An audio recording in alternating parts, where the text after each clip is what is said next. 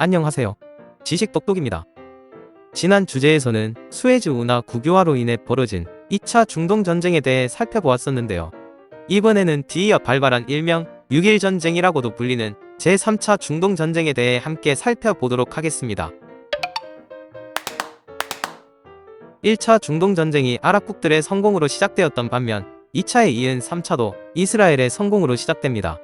1967년 6월 5일부터 1967년 6월 10일까지 이스라엘이 이집트, 요르단, 시리아를 상대로 선제 공격을 감행하게 되는데요.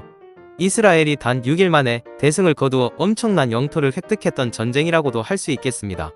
이 전쟁은 그래서 6.1 전쟁이라는 명칭이라고도 하나 아랍권에서는 이 굴욕적인 표현 대신 6월 전쟁이라고 부릅니다.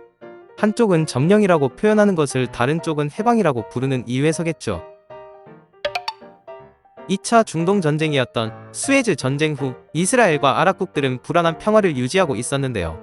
시리아의 지원을 받는 팔레스타인 게릴라가 이스라엘을 괴롭히자 이스라엘은 그에 대한 보복으로 전면전을 추진하게 됩니다. 이에 이집트 또한 아랍 세계의 지도 국가로서 가만히 있을 수 없었겠죠.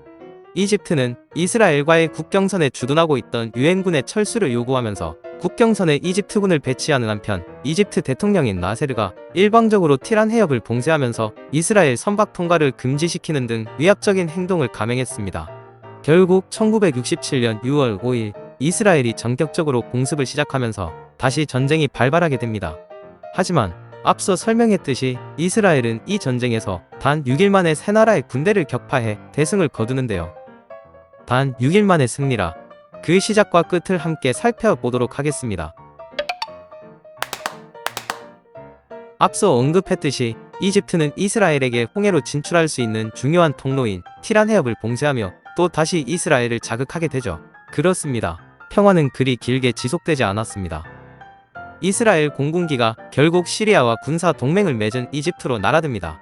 이스라엘군은 공격에 앞서 이집트군의 레이더망 사각지대를 찾기 위해 계속 초계 비행을 돌려 이집트 공군기들이 대응을 하지 않는 공격을 공백으로 판단하는 꼼꼼함까지 보였다고도 하죠.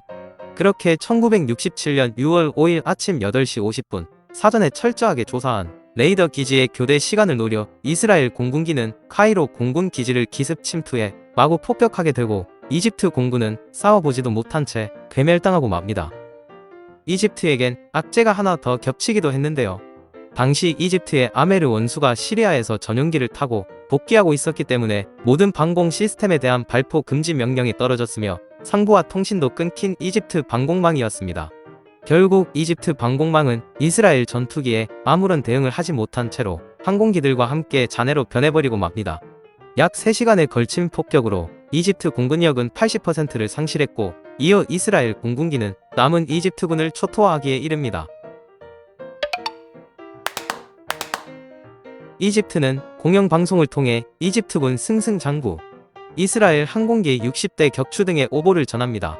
그 소식은 우리나라에게까지 알려져 이집트가 이스라엘 항공기를 86대 격추, 시리아는 50대 등 총 161대를 격추했다는 소식을 타전하게 되는데요. 이렇게 국제적으로는 이집트의 우세로 볼 수밖에 없는 상황이었습니다. 특히나 최신형 소련제 무기를 지원받은 이집트가 이스라엘에게 당하고 있다는 생각은 할 수 없었죠.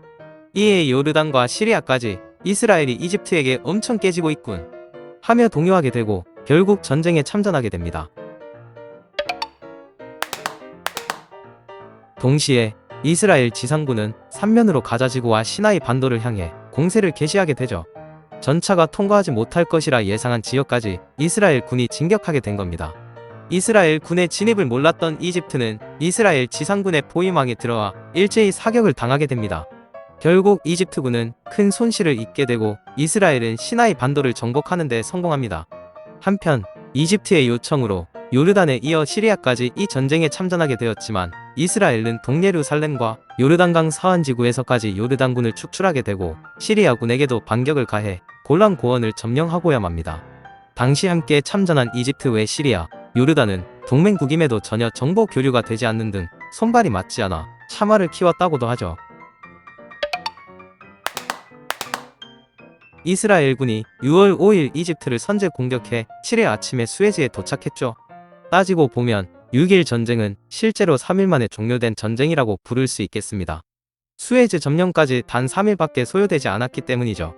결국 벼랑 끝에선 나세르는 전쟁 상황 그대로를 발표하게 됩니다. 이스라엘의 공격으로 이집트군의 전력 80%가 소멸됐다고 말이죠.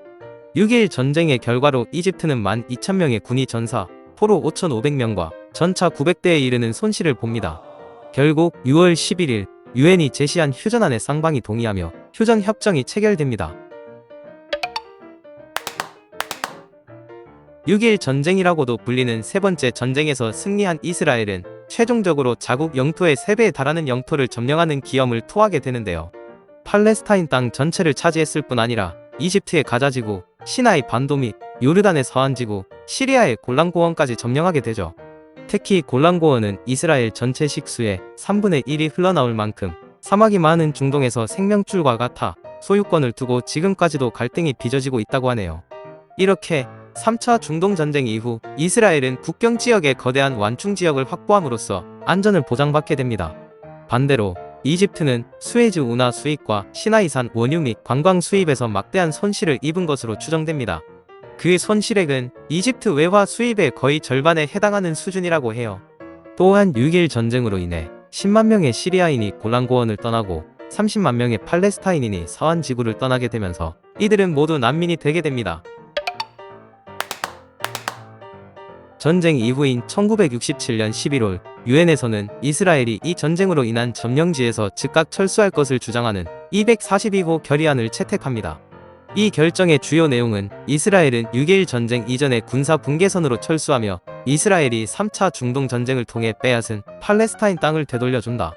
팔레스타인 인민이 자기 결정권을 실질적으로 이행할 수 있도록 포용한다는 내용을 골자로 하고 있으나 해당 내용은 무시됩니다. 여전히 당시의 점령지들인 골란고원, 가자지구, 요르단강 서안지구 등의 영토에서 이스라엘은 철수하지 않고 있습니다.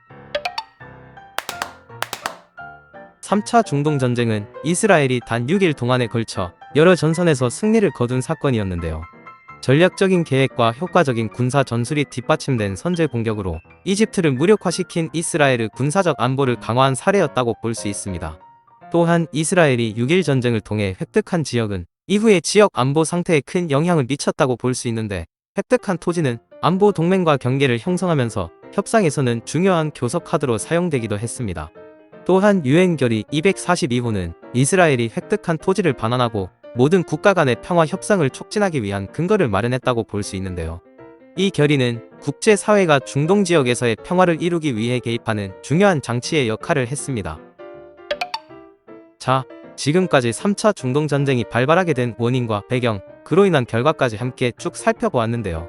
3차 중동전쟁은 순풍 속 전략적 날갯짓으로 이스라엘에게 중동 정세를 뒤집게 한 전환점이 되었습니다. 하지만 중동전쟁은 3차로 종결되지 않고 계속되는 양상을 보이게 되는데요.